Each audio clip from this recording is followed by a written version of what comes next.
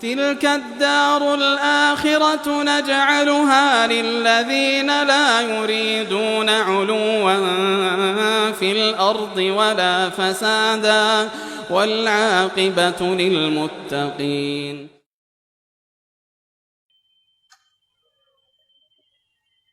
Baik, di sini ada pertanyaan-pertanyaan ya, dan ini mendekati tanggal 15 Ramadan. Terkait dengan apa yang diviralkan oleh sebagian orang dan disebarkan, bahwa katanya ada hadits terkait dengan suara dahsyat di malam Jumat tanggal 15 Ramadan, kemudian akan terjadi huru-hara di bulan Syawal dan seterusnya. Ya. Dan ini sudah bertebaran di sana sini, orang-orang yang mempopulerkannya. Nah, ini dipopulerkan dari beberapa tahun sebelumnya. Saya perasaannya beberapa tahun ini sering ditanya tentang hadits ini. Dan subhanallah, kejadian ini terjadi tanggal 15 nanti juga di malam Jumat. Maka dikaitkan lagi dengan hadits ini. Nah, ini hadits tidak diragukan, walaupun dia datang dari beberapa riwayat, dan yang banyak disebarkan itu riwayat Imam Nu'aim bin Hammad Al-Khuzai rahimahullah. Iya. Imam Nu'aim bin Hammad itu ada riwayatnya dari hadits Abdullah bin Mas'ud radhiyallahu taala anhu. Namun dari silsilah rawi-rawinya itu kelihatan dan nampak ada kelemahan yang sangat besar, bahkan oleh Syekh Al-Albani dihukumi sebagai hadits yang palsu. Iya, itu adalah ucapan yang benar. Apalagi Imam Nu'aim bin Hammad, walaupun beliau di dalam berpegang dengan sunnah diakui oleh para ulama, tapi dari sudut riwayat haditsnya tidak diterima karena terlalu banyak permasalahan di dalam riwayat, termasuk di dalam hadits-hadits seputar fitnah-fitnah dan kejadian-kejadian di akhir zaman. Itu secara khusus beliau sangat lemah di dalam pembahasan itu. Iya. Kemudian datang dari hadits Fairuz Ad-Dailami, juga haditsnya hadits palsu. Ada juga dari hadits Abu Hurairah, ada di jalur Nu'aim bin Hammad dan selainnya.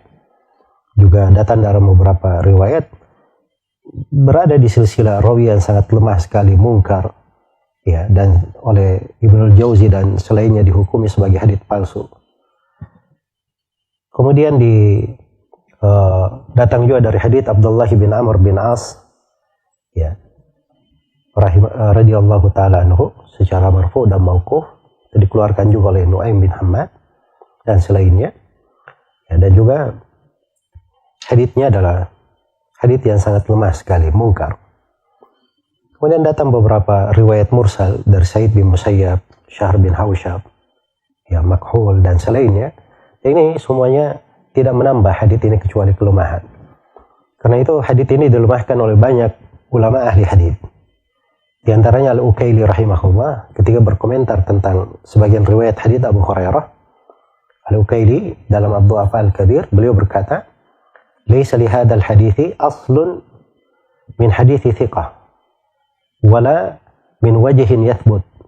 Kata Al-Ukaili, hadits ini tidak ada sumbernya, tidak ada dasarnya dari hadits rawi yang terpercaya.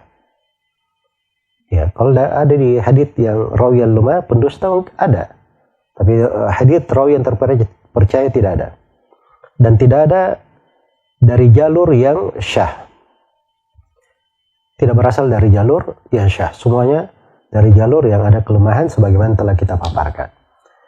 Kemudian juga dianggap sebagai hadits palsu oleh Al-Jawzakani di dalam Al-Batil wal Manakir. Demikian pula Ibnul Jauzi, ya, beliau masukkan di dalam kitabnya Al-Mawdu'at yang berisi hadits-hadits palsu. Demikian pula dihukumi oleh Imam Ad-Dhahabi di sebagian riwayat Al-Hakim. Ya. Nah, ini dari dulu hadits ini sudah disebut oleh Ibnul Qayyim rahimahullah, diperingatkan tentang orang-orang. Beliau kasih kaidah tentang sejumlah riwayat. Kalau ada yang kasih pembahasan terjadi huru-hara di bulan Ramadan, maka pasti itu haditsnya adalah hadits yang palsu. Dan juga disebutkan oleh Al-Musiri dalam Al-Mughni Anil Hifdi wal Kitab. Ya, sebagaimana juga dianggap palsu oleh Ali Qari Al-Ajluni dalam Kashful Khafa, dan banyak lagi dari ulama ahli hadits. Cuman yang menjadi masalah, ini sebagian dukun-dukun dan peramal akhir zaman yang mempopulerkan hadits ini, itu kadang memberi keraguan. Memang betul riwayatnya lemah kan, tapi banyak dari riwayat banyak orang. Ya, riwayat banyak orang ini kan menunjukkan ada asal usulnya. Nah, ini sudah keliru cara berpikirnya, sebab dia memahami riwayat itu dengan kepala dia yang mungkin diitari oleh sesuatu yang menyelisih petunjuk Nabi Sallallahu Alaihi Wasallam. Tapi kalau dia pahami riwayat sesuai dengan jalan para ulama ahli hadits, justru para ulama ahli hadits itu pada satu hadits palsu, ketika hadits ini beredar di sana sini dengan riwayat yang lain, itu malah menjadi bukti kepalsuannya bagi mereka dan kemungkarannya, kebatilannya. Sebab dia tidak beredar kecuali di riwayat hadits-hadits, di riwayat orang-orang yang lemah saja. Iya. Maka itu adalah bukti menunjukkan bahwa riwayat ini tidak pernah syah dari Nabi Sallallahu Alaihi Wasallam. Itu sudut yang pertama.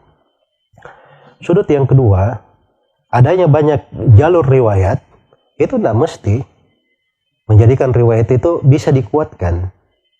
Ya, ada riwayat yang lebih mending dari ini, terkenal di tengah kita tentang keutamaan menghafal 40 hadits. Itu datang dari banyak riwayat, dari banyak sahabat. Hampir 10 orang sahabat yang meriwayatkannya. Ya, bahkan mungkin lebih. Disebutkan oleh Imam Nawawi dan selainnya. Tapi bersamaan dengan itu Imam Nawawi berkata, hadits ini walaupun jalur riwayatnya banyak, tapi riwayatnya sangat lemah, tidak bisa saling menguatkan. Itu kaidah di kalangan para ulama ahli hadits. Iya. Kemudian sudut yang ketiga yang perlu saya ingatkan, ini bulan Ramadan. Bulan Ramadan ini datang di dalam hadits riwayat Bukhari dan Muslim, "Idza jaa Ramadan futtihat abwabul jannah wa ughliqat abwabun nar wa suffidatis syayatin." Apabila Ramadan telah datang, dibuka pintu-pintu surga, dibelenggu, ditutup pintu-pintu neraka, syaitan dibelenggu. Bulan penuh dengan rahmat, penuh dengan berkah. Apa masuk akal seorang ditakut-takuti di bulan Ramadan akan terjadi huru-hara, suara dahsyat? Dan ini adalah hal yang sangat tidak layak sekali di tengah umat Islam. Ya. Apalagi kalau kita pahami ruh dari agama ini, di tengah bulan yang penuh dengan keberkahan ini, harusnya seorang itu dibuat bersemangat beribadah, dibuat lebih banyak untuk memikirkan taubatnya, memperbaiki dirinya di bulan Ramadan, disibukkan dengan perkara-perkara, dengan hadits-hadits palsu, hadits-hadits yang tidak ada asal usulnya dari Nabi Sallallahu Alaihi Wasallam. Iya.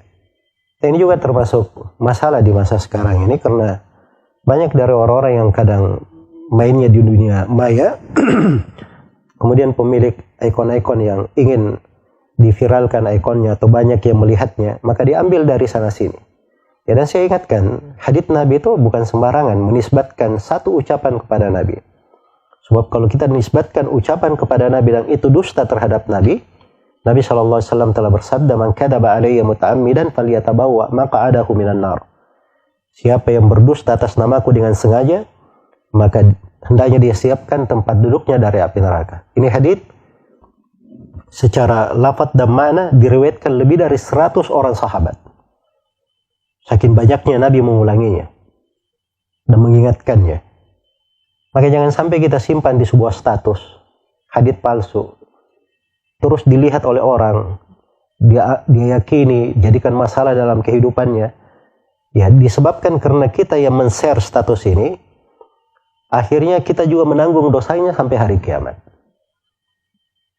Maka semoga Allah Subhanahu wa taala memberi taufik kepada semuanya. Wallahu taala alam.